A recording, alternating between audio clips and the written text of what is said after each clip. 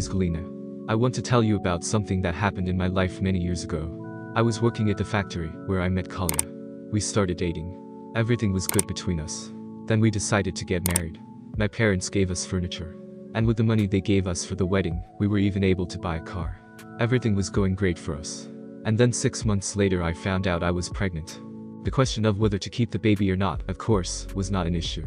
After all, I was already 32 years old, which meant that it was high time for me to become a mother. Unfortunately, at that time specialists were not very good and not always able to recognize abnormalities of the child's development in the womb. But even if they had told me then that I would give birth to a sick child, it would not have stopped me. I would never have been able to kill my baby. The pregnancy went smoothly and I gave birth to a baby girl on time. I was very happy. It seemed to me that the baby was absolutely healthy. But for some reason the baby was not brought to me in the evening or in the morning. When I asked the doctors why they didn't show me my baby, they sent me to my room. I put up with all this for 2 days. Then I started screaming and demanding that they bring me my baby immediately. And the elderly nurse told me, "Calm down. They won't bring you your baby. You have a sickly baby girl. Your husband said that you will give her up." "Who said so?" "My husband, did you ask me? I am the mother and I will decide what I will do with my child. Bring me my daughter immediately." I screamed at the whole ward. They brought me my daughter.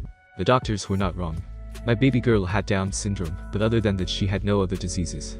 The next day my husband came to see me and immediately began to talk me into giving up my daughter.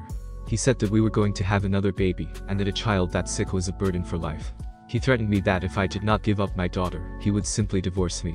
But I refused categorically. I couldn't abandon my own child. My husband and I divorced.